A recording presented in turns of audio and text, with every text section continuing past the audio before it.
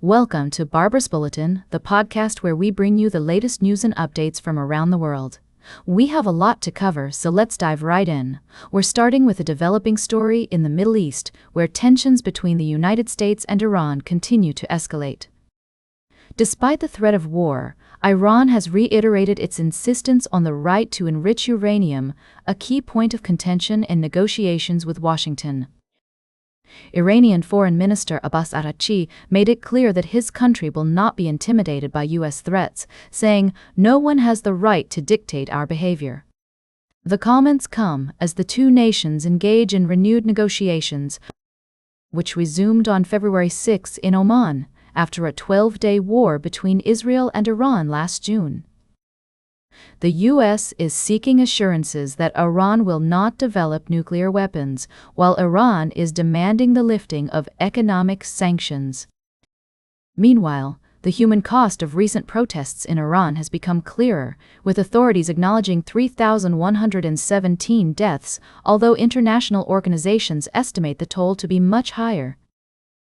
The U.S.-based human rights activists news agency has verified over 6,900 deaths and is investigating thousands more cases. As the situation continues to unfold, Israeli Prime Minister Netanyahu is expected to meet with President Trump in the U.S. on February 11 to discuss Iran.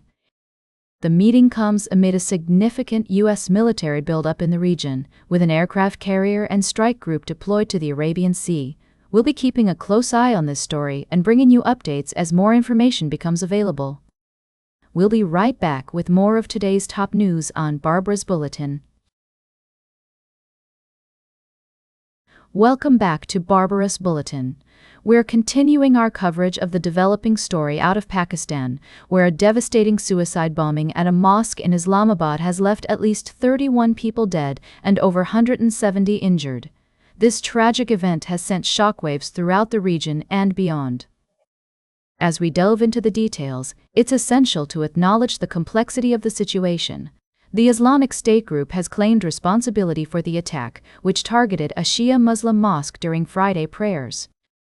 This senseless act of violence has not only resulted in the loss of innocent lives, but also aimed to stir sectarian tensions in a country that has struggled to overcome them. I want to take a moment to reflect on the human impact of this tragedy.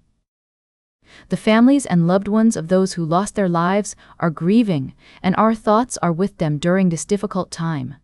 It's crucial that we approach this story with sensitivity and respect for all parties involved. As the investigation unfolds, Pakistani authorities have announced the arrest of 4 individuals believed to have helped the bomber, including the alleged mastermind behind the attack. This development is a significant step towards bringing those responsible to justice. It's also important to consider the broader context of militant violence in Pakistan and the region. The surge in attacks has stoked tensions with the Taliban government in Afghanistan, which Pakistan accuses of giving space for militant groups to operate. The Taliban denies these allegations, but experts suggest that the group faces its own challenges from the Islamic State. As we strive to understand the intricacies of the situation, it's vital to remain fair and balanced in our reporting. We must avoid perpetuating biases or simplifying the complex issues at play. The people of Pakistan are coming together to mourn the victims of this senseless attack, and thousands have gathered for funerals and prayers. As we continue to follow this story, we'll provide updates and insights while maintaining a commitment to responsible and respectful journalism. Welcome back to Barbara's Bulletin. I'm your host, Barbara.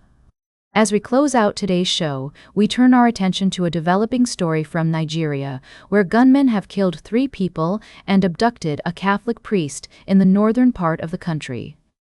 This incident highlights the persistent insecurity in the region, which has been plagued by attacks from both Islamic militants and armed gangs. According to reports from the Catholic Diocese of Kafanchan, the kidnapped clergyman, identified as Nathaniel Asuwe, is the parish priest of Holy Trinity Catholic Church in Karku. 10 other people were also abducted during the early morning attack on the priest's residence in Kauru district, Kaduna State. The incident has drawn international attention, with U.S. President Donald Trump accusing Nigeria's government of failing to protect Christians. However, it's essential to note that these attacks affect both Christians and Muslims, and the Nigerian government has denied any bias in its response to the security crisis. Pope Leo has expressed solidarity with the victims of recent attacks in Nigeria, urging the authorities to act with determination to ensure the security and protection of every citizen's life. The rights group Amnesty International has also weighed in, accusing the government of gross incompetence and failure to protect civilians. As we report on this story, it's crucial to remember that the situation in Nigeria is complex, with multiple factors at play. We must be fair and balanced in our coverage, avoiding any bias or sensationalism. The security partnership between the U.S. and Nigerian governments, which includes U.S. strikes targeting armed groups in Nigerian territories, is a significant development in this story. However, it's essential to consider the potential implications of such actions on the ground and the impact on local communities. As we close out today's show, we urge our listeners to stay informed about this developing story and to engage with the complexities of the security crisis in Nigeria. It's crucial that we approach this topic with empathy and understanding, recognizing the human cost of these attacks and the need for a comprehensive solution. That's all for today's Barber's Bulletin. Remember to like, share, and subscribe, and until next time, stay engaged.